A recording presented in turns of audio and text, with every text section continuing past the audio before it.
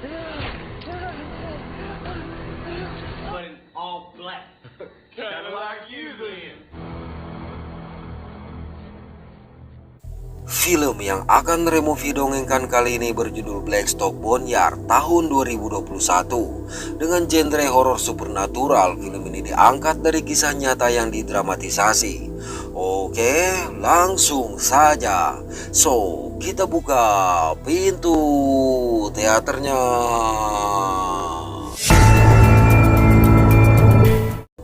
Suatu hari pada tahun 1915 di sebuah kota kecil bernama Blackstock, dua bersaudara bernama Thomas Griffin dan Mix Griffin tengah menjalani persidangan atas tuduhan pemerkosaan terhadap seorang wanita muda bernama Anna Davis, serta perampokan dan pembunuhan terhadap seorang pria paruh baya bernama John Q. Lewis yang merupakan seorang veteran perang. Menurut jaksa penuntut umum bernama Stephenson Newbold, bahwa 2 tahun yang lalu, tepatnya pada malam hari di tanggal 29 September 1913, Thomas dan Mix memasuki rumah John. Di sana mereka menyerang John hingga pingsan, lalu mengambil uang, arloji, bahkan senjata yang konon sempat mereka tawarkan kepada Newbold. Anna yang juga hadir di persidangan menjadi saksi atas kekejaman mereka berdua. Anna mengaku diperkosa oleh Thomas dan Mix.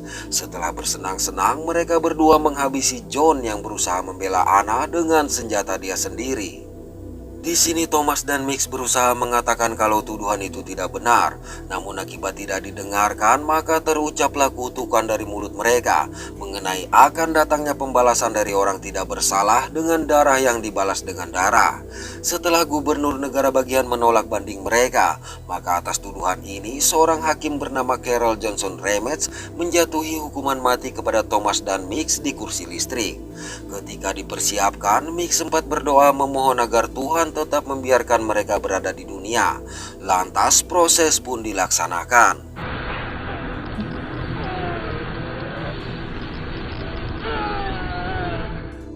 100 tahun berlalu, tepatnya pada bulan September 2015, 4 orang gadis bernama Lindsay, Sarah, Jamie, dan Chloe sedang dalam perjalanan menuju Blackstock.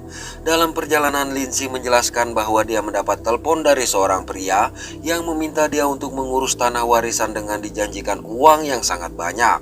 Karena bingung dan butuh uang, Lindsay yang baru saja dipecat ini meminta 3 orang rekannya tersebut menemani. Just get down there first and make sure it's legit. Cool?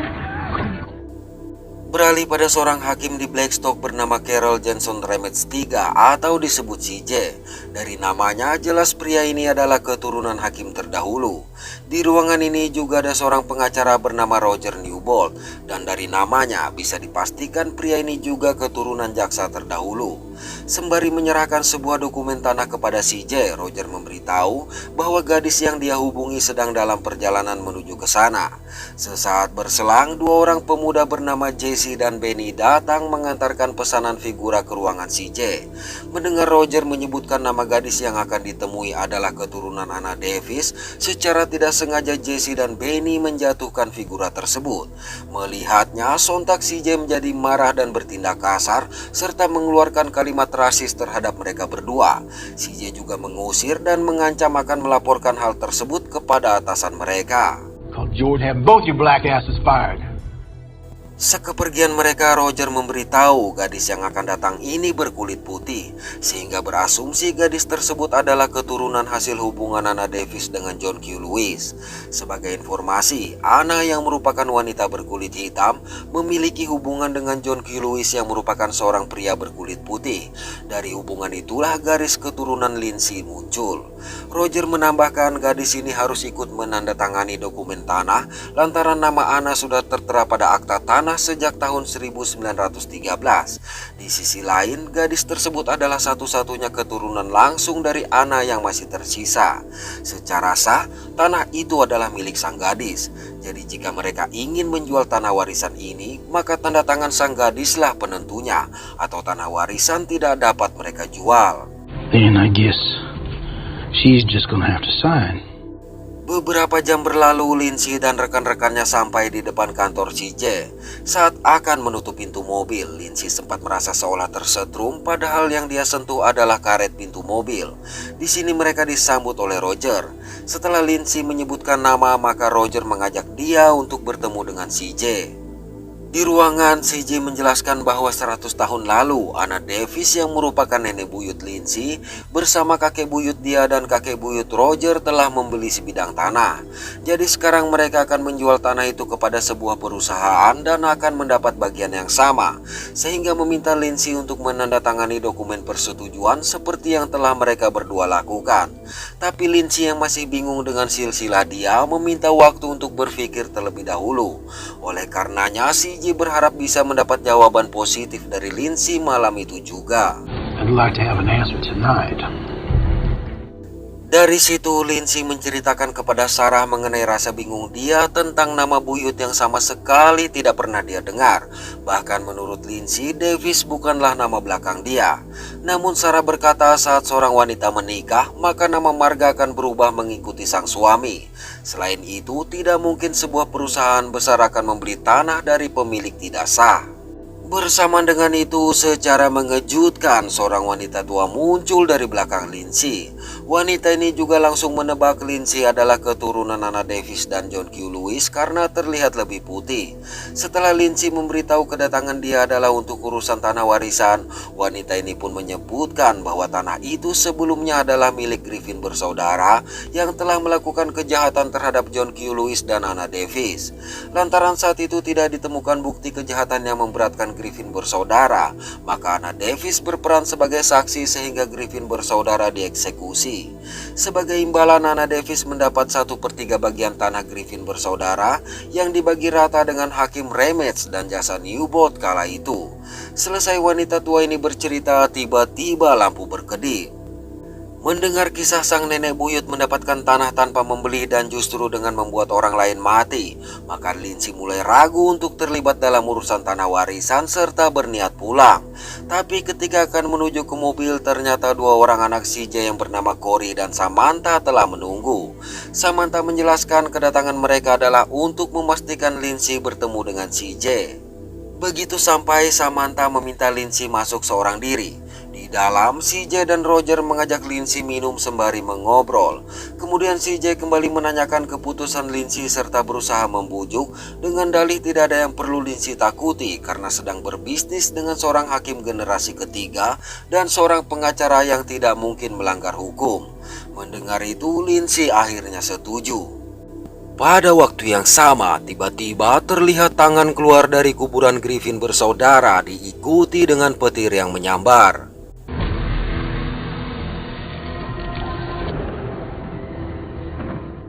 Di tempat lain, Benny yang sedang dalam perjalanan pulang dihadang oleh 3 orang preman yang langsung menghajar dia tanpa sebab hingga seorang sheriff datang. Parahnya, sheriff bernama Bryce ini justru membiarkan hal tersebut terjadi dan pergi seolah tidak melihat apa-apa. Tindakan rasis di kota kecil ini masih acap kali terjadi terhadap orang berkulit hitam. Dari situ, ketiga preman kampung ini membawa Benny pergi ke kompleks pemakaman tua warga kulit hitam. Sampai di sana mereka tidak hanya menghajar Benny, melainkan juga berniat menghabisi dia. Hingga secara mengejutkan, sosok tinggi besar dengan wajah tertutup karung muncul menyerang dan menghabisi ketiga preman kelas 3 tadi. Tidak dijelaskan kenapa sosok Griffin bangkit menghabisi ketiga orang yang tidak ikut andil dalam eksekusi mereka. Namun bisa diasumsikan hal ini dia lakukan karena ketiga preman itu melakukan kejahatan terhadap Benny yang berkulit hitam.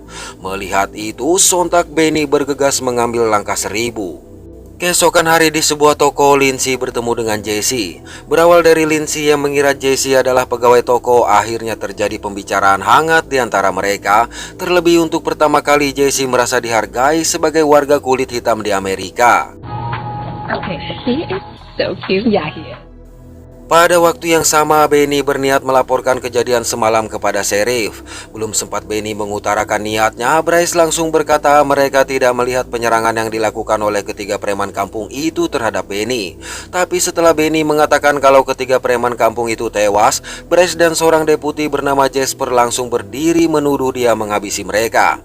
Bahkan kendati Benny berusaha mengatakan kalau yang melakukan penyerangan adalah sosok hitam tinggi besar, kedua petugas ini justru mengucapkan kalimat rasis dan tetap menjobloskan Benny ke dalam penjara sampai mereka mengetahui kebenaran kabar kematian ketiga preman kampung tadi. Sementara itu dalam pembicaraan, Lindsay menceritakan kepada Jesse tentang tujuan kedatangan dia ke sana yang untuk mengurus tanah warisan dari kerabat dia yang meninggal, tapi tidak memberitahu dengan siapa dia berurusan. Malam hari, Lindsay bersama rekan-rekannya mengajak Jesse mendatangi rumah CJ. Tidak menyangka kalau urusan yang dimaksud oleh Lindsay adalah dengan CJ, sontak raut wajah Jesse berubah lantaran teringat ucapan Roger mengenai seorang gadis yang merupakan keturunan Anna Davis. Setelah Lindsay menyatakan setuju untuk menandatangani surat penjualan, maka CJ meminta mereka semua menuju ke kantor pengadilan. Manakala Lindsay berniat mengajak Jesse ikut, Jesse langsung menolak. Jesse juga menanyakan siapa nama kerabat Lindsay yang meninggal dunia. Alhasil Lindsay menceritakan bahwa kerabat dia bernama Anna Davis. Namun Lindsay mengaku baru mengetahui nama tersebut sekitar 2 hari yang lalu. Lindsay juga mengatakan telah mendengar cerita mengenai Anna Davis dan Griffin bersaudara dari warga setempat. Jadi merasa tidak ada yang salah bila dia menyetujui penjualan tanah itu. Mendengar pernyataan Lindsay, akhirnya tanpa menjelaskan apa-apa lagi, dengan kecewa Jesse memutuskan pergi. Sesaat kemudian Samantha datang dan memberitahu kalau Jesse adalah keturunan Griffin. He's a Griffin, sweetheart. Somewhere way down the line, his great. Di kantor sheriff, setelah membicarakan tentang Benny yang mereka tahan serta berasumsi Jesse akan mencari rekan dia tersebut, Bryce teringat mengenai eksekusi Griffin bersaudara. Berdasarkan kisah yang dia dengar, Griffin bersaudara harus menjual tanah mereka yang seluas 138 hektar untuk membayar pembelaan. Sayang 2 hari kemudian Griffin bersaudara tetap dieksekusi, di mana ternyata paman buyut Bryce lah yang ditugaskan untuk menarik saklar kursi listrik. Parahnya, kedua petugas ini justru tertawa terbahak-bahak membayangkan hal tersebut. Tanpa mereka sadari, sosok salah satu dari Griffin sudah berdiri di belakang mereka, lalu secara mengejutkan menyerang dan menghabisi kedua petugas ini tepat di hadapan Benny.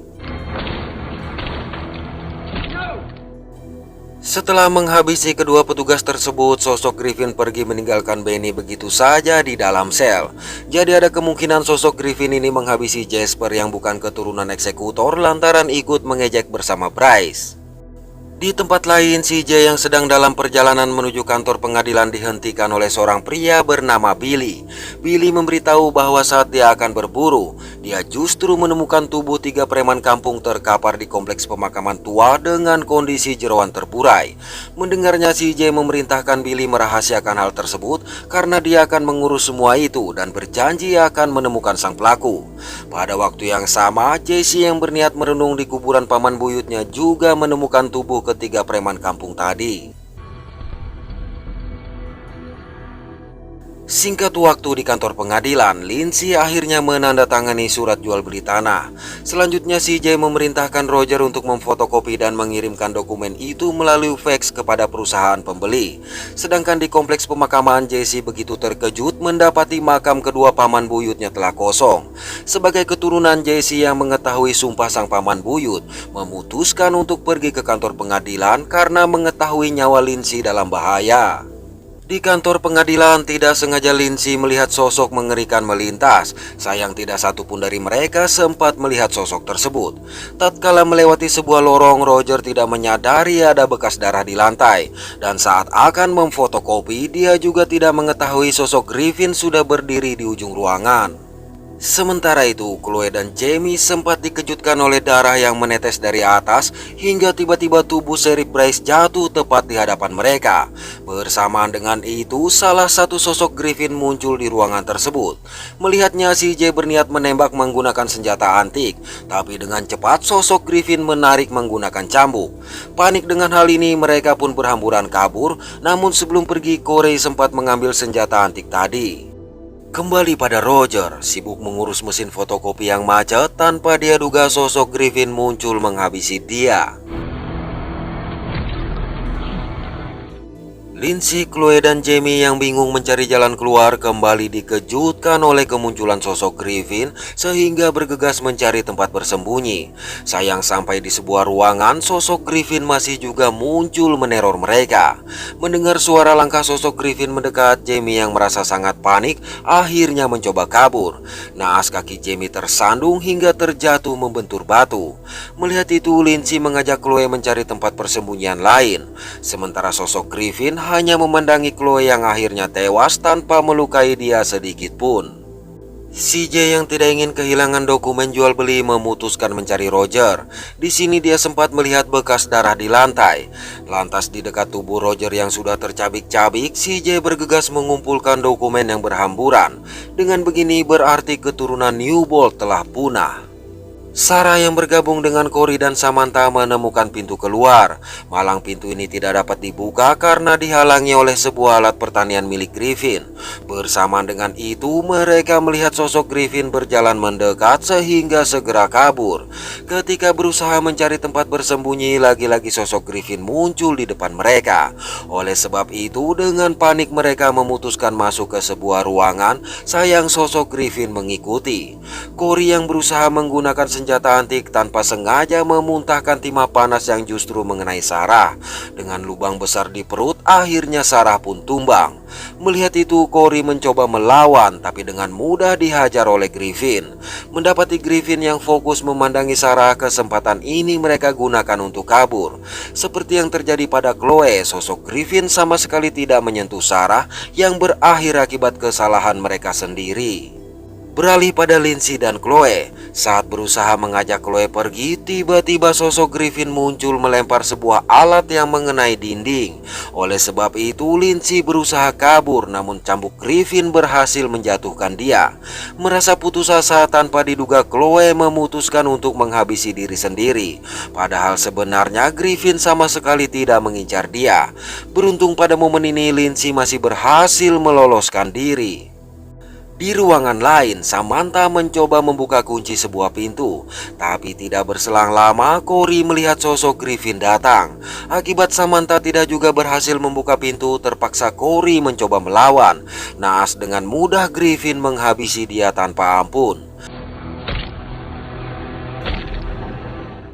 Cukup lama berusaha, akhirnya Samantha berhasil membuka pintu. Malang sosok Griffin langsung masuk dan menyeret dia.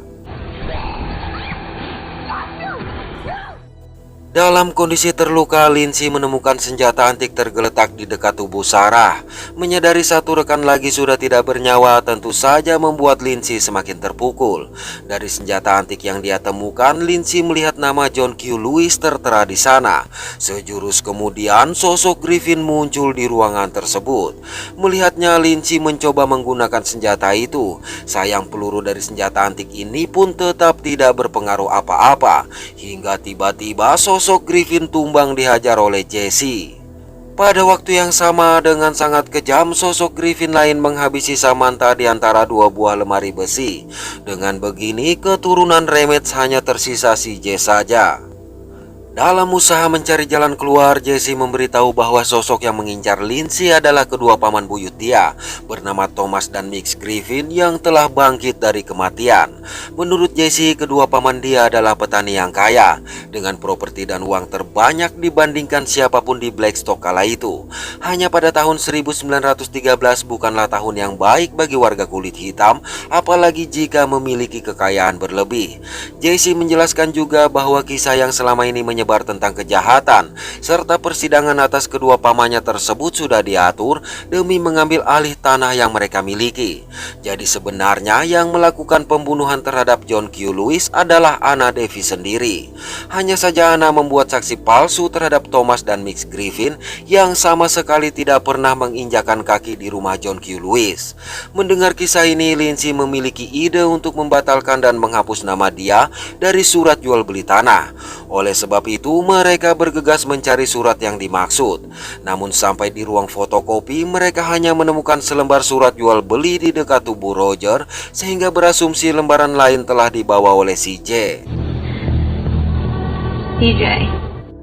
Pada waktu yang sama, CJ yang berusaha meloloskan diri akhirnya diserang oleh kedua sosok Griffin yang sudah menghadang dia. Melihat kedua sosok paman buyut dia tersebut, maka Jesse memerintahkan Lindsay mencari tempat bersembunyi. Sayang mereka justru mengejar Lindsay.